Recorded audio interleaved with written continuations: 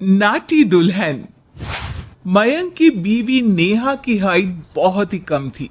वो इतनी नाटी थी कि लोग उसका कई बार मजाक बना देते। अरे नेहा, तेरे लिए तो मुझे किचन में टेबल रखना पड़ेगा। माँ जी, इतनी भी नाटी नहीं हूं मैं। और हाँ, हिल्स पहनकर तो बिल्कुल आपके बरोबर आ जाती हूँ।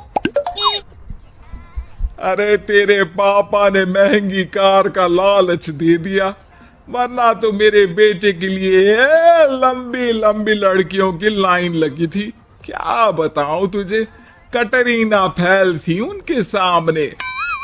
पर माँ जी, आपका मयंक भी तो हाइट में कौन सा अभिषेक बच्चन की तरह है जो कटरीना मिल जाती।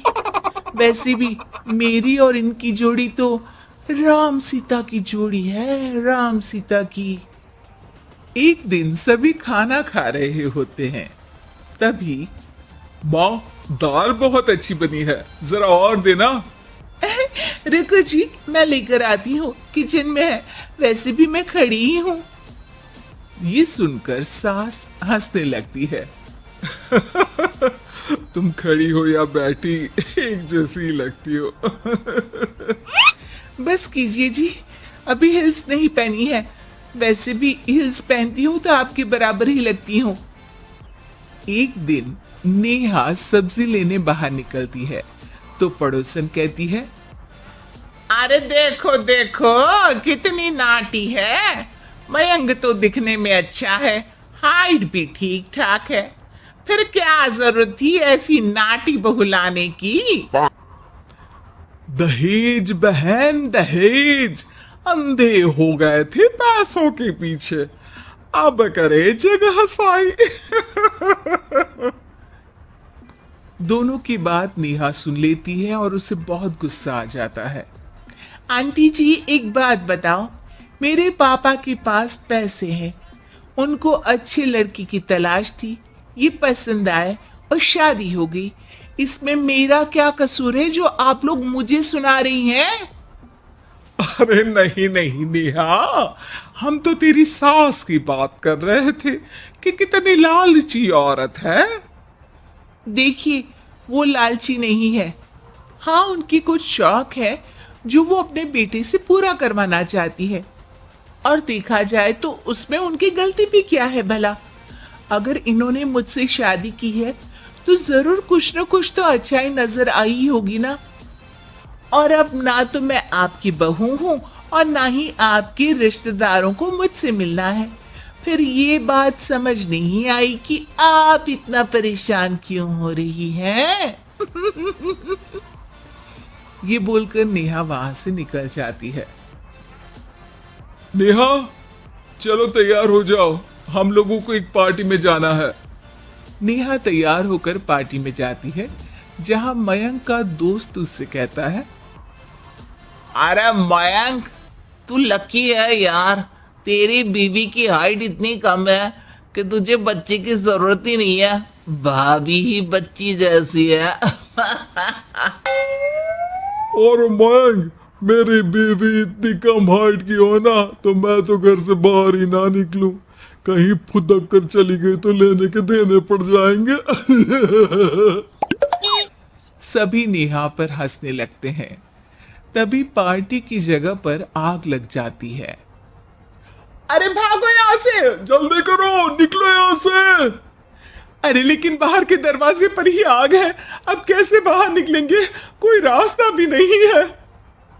अरे रास्ता है ना, अगर कोई इस खिड़की से बाहर निकलकर अगर सामने के दरवाजे में आग को बुझा दे तो सब निकल सकते हैं। तभी नेहा उस छोटे से जरोखे से बाहर निकलकर आग को बुझा देती है। अरे वाह, भाभी जी ने तो आज हम सबको बचा लिया।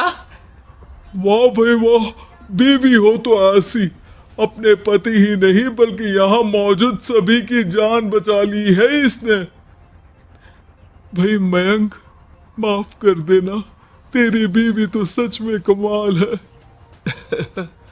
मुझे ये बात पता है और मुझे मेरी बीवी पर गर्व है। नेहा मुस्कुराकर अपने पति की तरफ देखती है। कुछ दिनों बाद जब नेहा और उसकी सास मार्केट जाती है, वहां पर अरे भैया, ये कपड़ा तो देना, कितने का पड़ेगा? माता जी, ये तो बहुत महंगा कपड़ा है, लेकिन अब बस सिर्फ 2 मीटर ही बचा है। मेरे तो किसी काम का है नहीं ये टुकड़ा, तो आप 100 रुपया ही दे दीजिए। अरे भैया, तो मैं क्या करूंगी इस टुकड़े का, लेकिन वैसे है बड़ा ही सुंदर। तभी नेहा बोल पड़ती है, इसमें तो मेरी पूरी ड्रेस बन जाएगी। ये कहकर वो कपड़ा ले लेती है। अगले दिन नेहा वो ड्रेस पहनकर सास के सामने आती है।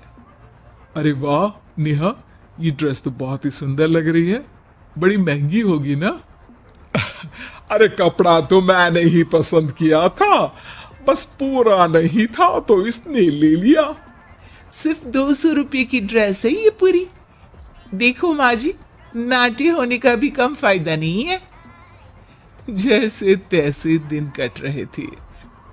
सास और पड़ोसियों के मजाक बनाने का सिलसिला चल ही रहा था कि एक दिन मोहल्ले से जोर जोर से आवाज आती है, हाय रे, मैं मर गई, भगवान मैं क्या करूं? अरे क्या हुआ?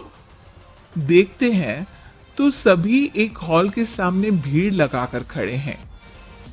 मेरा बेटा प्रिंस गड्ढे में गिर गया है। पड़ोसन जोर जोर से रोने लगती है कि तभी वहां नेहा आ जाती है। रोइए मत, मैं प्रिंस को लेकर आती हूँ। ये बोलकर नाटी सी पतली सी नेहा गड्ढे में घुसकर बच्चे को बाहर ले आती है। अब क्या था, एक बार फिर नेहा के लिए पूरा मोहल्ला तालियां बजाता है। मुझे माफ कर दो नेहा, मैंने तुम्हारी हाइट का कितना मजाक उड़ाया था। कोई बात नहीं मौसी, प्रिंस ठीक है, ये बात है। अब वो दिन आता है जब सास नेहा की तारीफ करती है। वाह बहू वाह, तेरी तारीफें सुन सुनकर तो मैं खुश हो गई। आज तो तूने ये साबित कर दिया कि समाज में इंसान अपने रंग रूप और लंबाई चौड़ाई से नहीं, बल्कि साहस और हौसले से काबिल कहलाता है। मुझे माफ कर देना बेटा।